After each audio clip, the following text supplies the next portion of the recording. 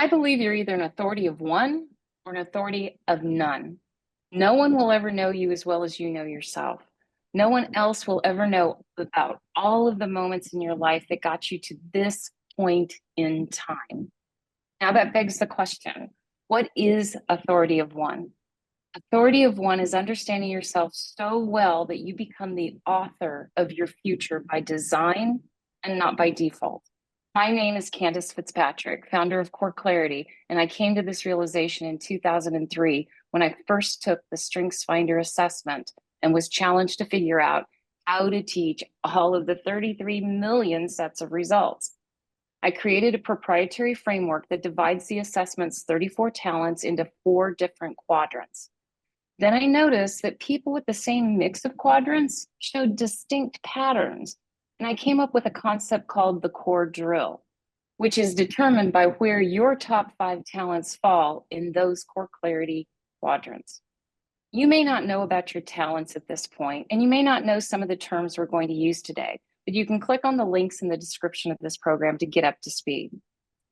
A lot has changed since 2003, including the name of the assessment. It's now called the Clifton Strengths in honor of its creator, Don Clifton.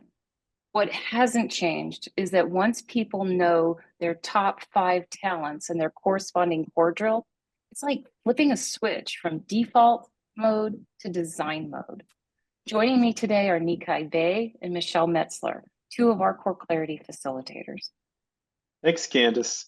One of the things that I love about CoreClarity is the core drills, and in particular, the insights. So we're going to be bringing you people who have had massive success, and we believe that part of that success is that they have been actively designing their lives with intention for success. The core drill we're going to be focusing on today is one that I hold dear, the Trailblazer core drill. Now you can see that I'm a trailblazer in that little circle, that green and orange that you see there. And Candace, the founder, she's a thought rocket. And Michele, my colleague, is a super driver. So I'm going to pass it on over to Michele. Thank you, Neeki. Thank you, Candace.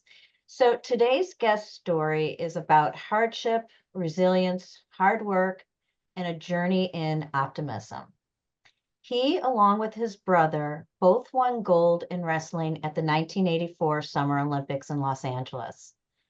After the 84 Olympics, he ended his competitive career and joined the U.S. Army as a second lieutenant, where he co-managed central admin at the U.S. Military Academy at West Point and served as a volunteer coach. He would later earn an MBA from Penn State University. He currently works in banking and is the author of 2 books. One is entitled Uncommon Bonds, A Journey in Optimism. Lou Banach, we're so glad to have you here. Welcome to Authority of One. Thank you. Good to meet you guys. So it's an Olympic year, and as always, there's always so much interest around an athlete's backstory and really how they pursued that dream of becoming an Olympian. So given that your story involves hardship and resilience, how did you become an Olympian? What is your backstory? The story really starts many decades before the 1984 Olympic Games in LA. I'm one of 14 children that were fostered out in 1963, as we talk about in our book, A Journey in Optimism. My foster parents came on the scene in 1963, shortly after our house that was being rented was destroyed, and my biological parents lost custody to all their children. And mom and dad, our adoptive parents, surely loved us and took all the measures they could to make sure we had a good upbringing. And they were not able to have children, so adopting Steve, Ed, and I was really a natural path for them. And that really brought us into the Port Service school system in New York, where there was a lot of teachers and parents that really wanted to do something different for a community. And there was a lot of focus on being, good academically as well as being really good athletically. And we were fortunate earlier in our wrestling career to get introduced to a guy named Phil Chase in 1972 for modified wrestling. And then ultimately Mark Fowler, who was our head wrestling coach at the high school level. And as one would imagine, I mean, we went to a set of foster parents that really didn't have a lot of means. So whether we were, bright boys or just, we got lucky, we figured out pretty early that, we needed to do two things well to kind of increase our odds if we wanted a life that had depth and meaning. And so we were good academically, and we did the best we could athletically, which ultimately led to my twin brother and I getting recruited by the University of Iowa. And for those that don't know, the University of Iowa, they were the national champion wrestling team in 1977. And my twin brother and I were the first two recruits for the new head coach, Dan Gable. And Dan was a 72 Olympic champ and was trying to build the dynasty at the University of Iowa. And so as we planned, we knew either was going to be academically or athletically or a combination of the two that would get us where we wanted to be in life. And we certainly understood the importance of education. And but we had two rails to go down, and it worked very well for us. We were elated to go to the University of Iowa and be part of that program. And Ed and I ultimately started for the University of Iowa. Between Ed and I, we had 5 individual national championships. And then we also were part of the 5 team national championships from 1979 to 83. Post 83, I was involved in ROTC at the University of Iowa, which is something our family had always been involved in the military, going back to my biological dad and obviously my adoptive dad as well. And my brother Steve and I felt a calling to be in the military. So he and I both went through the ROTC program at Iowa. And ultimately, I went over to West Point for my 3 years active duty. And there was a little time period in there for about 6 months or so where I was basically put on temporary orders to go train for the Olympic team to see if I could make the Olympic team. And it was really thoughtful, and I had planned it that way that, I go into the military, get some really good experiences on managing people, leading, and at the same time have an opportunity to represent not only the United States Army, but the United States in the Olympics. And that worked out very well. I made the Olympic team in 1984, along with my twin brother, Ed. And, the rest is history. Ed and I both won gold. Going back to University of Iowa, you had spent your time there wrestling. You earned a scholarship, but at one point you walked away. Academics had always been very important to me, and I was a really good student in high school. And the challenge of being on a national championship team, and wrestling's known for the sport that, you come in one day weighing, in my case, 220 pounds, and by Friday I had to be down to 190 pounds. So there's only so much time in the day, right? And I kept thinking about, the imbalance, and I was noodling that back and forth. And I said, something's got to change here. I need to recalibrate. I need to think through another path as to how I'm going to, achieve some of my life goals here. So I stepped away from wrestling. I walked away as the starting 190 pounder, and it wasn't personal in terms of, I was mad at coaches or anything like that. It was simply taking the perspective of the next 40 years and really mapping out how am I going to have a quality life without a good, strong education to start me off. And so I got rebalanced in my life. I spent time thinking about where I wanted to go, what what was going to fill the gap in terms of the scholarship, because I lost the scholarship. And certainly being a learner, being focused on education. And as I tell people, know thyself, and I know myself pretty well. And education was not going to take a backseat to wrestling. And I stepped away from wrestling, got my academics back to where they should have been all along. And the key decision I made was to move from the 190-pound weight class to heavyweight, and I ended up winning the national title at heavyweight.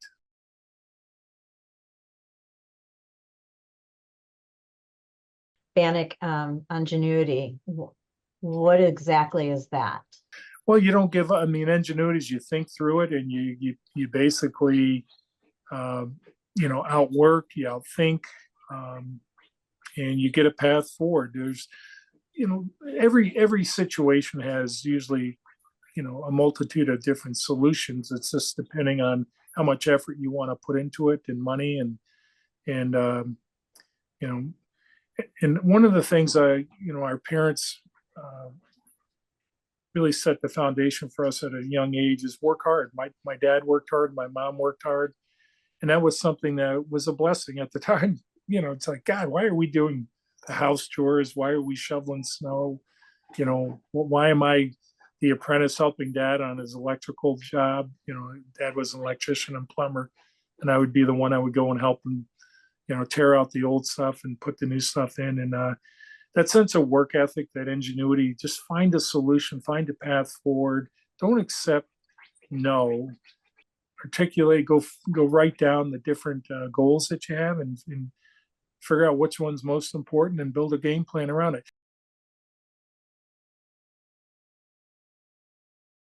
As I'm hearing you talk, and I'm just observing your demeanor, I would imagine that people would use the words like steady and calm to describe you. How would you describe you? I'm always about how do we move forward together. I'm not a person that, and maybe it's because I've had the individual success that I'm more focused on the broader success. I want more people to enjoy and experience success. And so that, to me, I would say I have a big tent. I want to bring more people along. Some will call it, being a leader. I mean, if that's what people want to label it, that's fine. But I'm someone that's very focused on the people side, and how do we make sure that as we walk forward, we're not leaving anyone behind, and that if there's training involved in it, let's figure out that training and get moving forward on it. And but I'm a person that wants to be just making sure that everyone is part of the success, and because it feeds on itself. If you can see what Dan is doing, or the other colleagues, and the success they're having, you want to make sure it's contagious, right? So, and I want everyone to experience success in their life. The other thing that I want them to do is experience failure. And some would ask, why is that?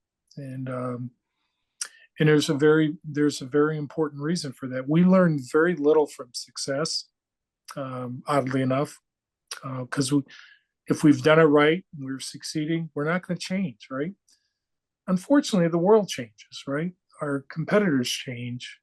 And what are we doing to get better, and as teams? And so, to me, that's a crucial part of the experience. Is I want to bring people along. I want to make sure they're not failing without having the dialogue and the recourse with me. Hey, how do we map this? What are the issues here, and how do we put a plan in place that helps you learn from what happened, and makes you stronger, makes you more resilient, and makes you better, right? And it's going to make us better. So I think of the individuals, and how do we team them up? How do we learn from the things that don't go well? And how do we, show up tomorrow being a little better, a little smarter, a little more competitive than we were today?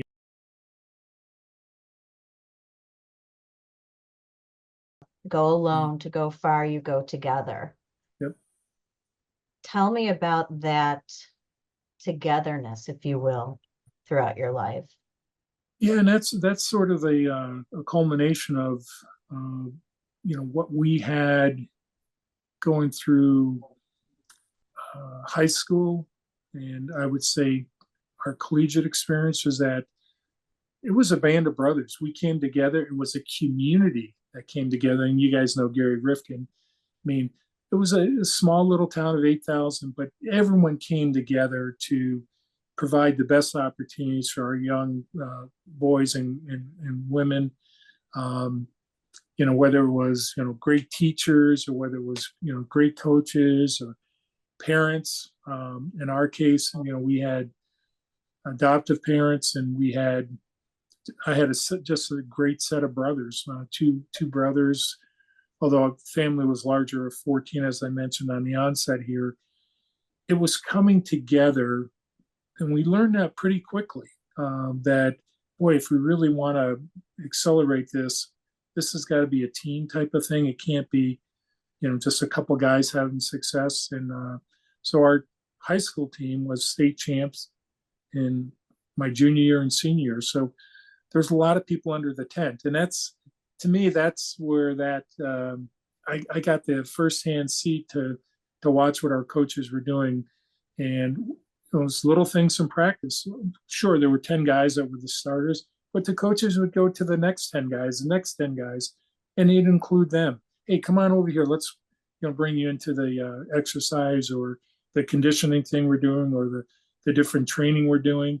So it was really, again, great leadership from a community that was across the board, from teachers to parents. I mean, it was pretty remarkable. I've never seen something similar to that in my career.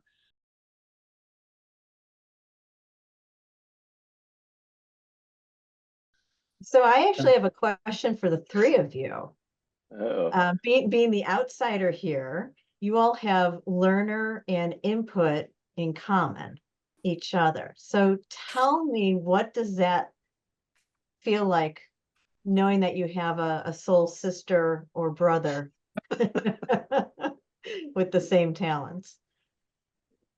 It's easy for me to answer because both of my sisters had input and learner. And I remember being on a phone call with them in 2003 when we were talking about the differences between them and then what it meant to have it. And that's where we came up with the analogy of the fire hose, because it's hard to satiate, except I will say with time and the internet has oversaturated me at times, but it was hard back in the day before the internet was so prevalent to satiate the learner input. You were always wanting more information. You were always looking for more.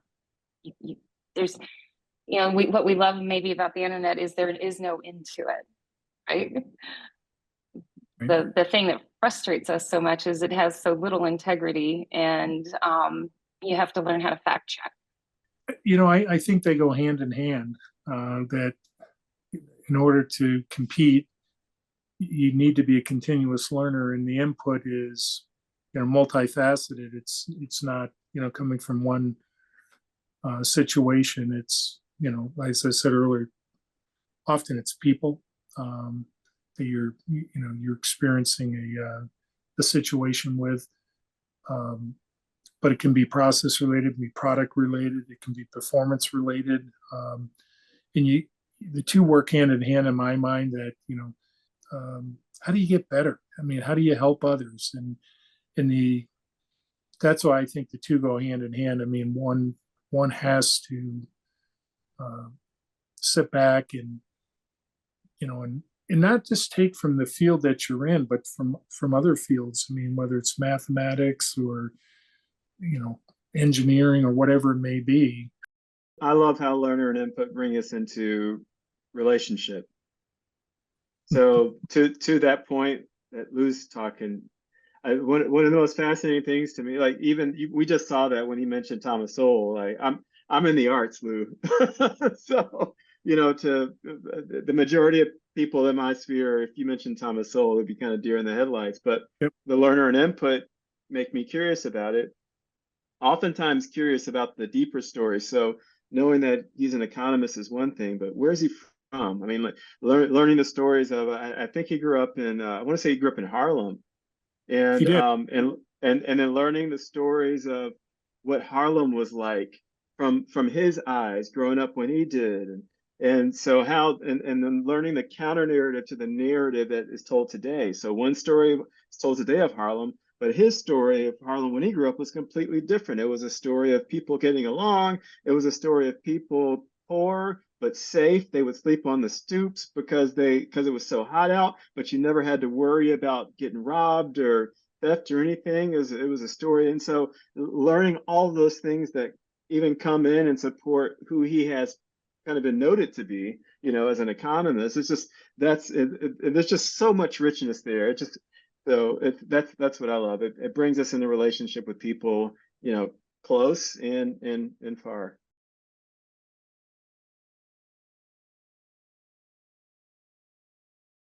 So Lou, what's a book that you love? I do like From Good to Great, because I think it's kind of what we're talking about here.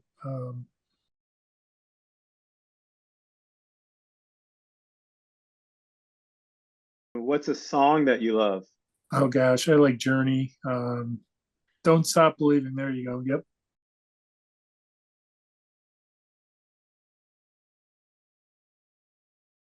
Besides wrestling, what is your favorite sport? Swimming, probably. My wife was a high school state champs swimmer. My daughters swam. We're on a lake, so swimming is something that we tend to like a lot. And I just said, got two grandsons. They're a little over a year old, so we just had them in the lake. So swimming's pretty important to the family, and I like it as a sport. I mean, it's something I'm miserable at. I'm like a rock. So it's something I've got to, and I know the hard work that goes into every sport, but swimming is, to me, it's extra challenging because you're taking away the oxygen as you're going through the water, and not having the ability to inhale when you're underwater, obviously, right? And so to me, it's always a sport that's had my high respect.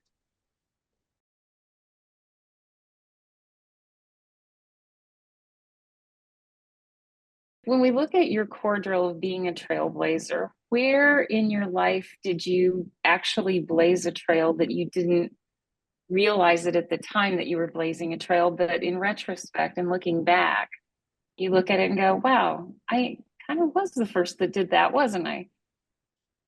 So the first example would be mergers and acquisitions. I've always been intrigued with that, and I was able to work with an accounting firm, which, it's sort of the antithesis of, risk, right? An accounting firm doesn't want any risk. And I was able to work with the board and step out of banking. And with an attorney friend of mine, we started their M&A practice for them, in recognizing that there was a large segment of our population that was going to get ready to sell their business over the next decade to 2 decades. How, as a firm, were they positioned to help them and then ultimately benefit? And they had a wonderful individual within the firm that was doing a lot of M&A work for the client base, but nothing, of scale that, they could help not only the client base, but the Midwest. And so I stepped out of banking and developed that, along with my friend Jim, developed the M&A practice that's, still going gangbusters today. So that would be a larger scale one. The other one that it's not, when you walk into a new role, often there's things that you need to make investments in, and just coming to a quick read of the situation, and what do we need to compete immediately. Some of that requires changes to credit policy, which no one likes changing credit policy because they're conservative, and what's a strong argument to do that? And I led a couple of those exercises to where I got, our chief credit officer and the risk committee to allow us to do larger loans in support of Bank A buying Bank B, and it took us to a whole new level. I could have stayed in the status quo and said, we're good with doing the smaller loans to the smaller banks, and just that's not the way we're going to grow, and that's not the way we're going to survive. And it's not comfortable or uncomfortable. It's just the reality is you're in a leadership role. Your teammates are looking at you to help them become more competitive, and so that'd be another tangible example.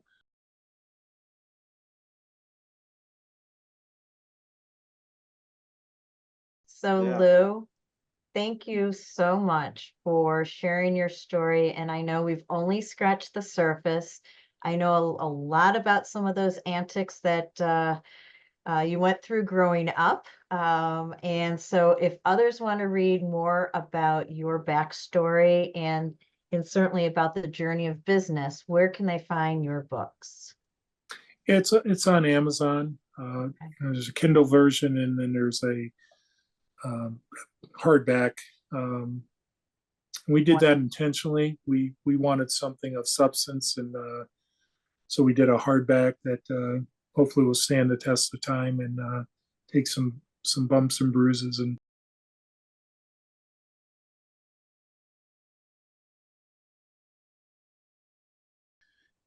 for the listeners out there, I mean, life is full of choices, and some of the hardest choices you have to make are going to be choices early in your life.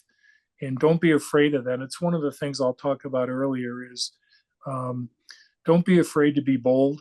And you're the architect of your career, your life, and make those choices early because you have more runway to screw up, I guess, so to speak, or be successful.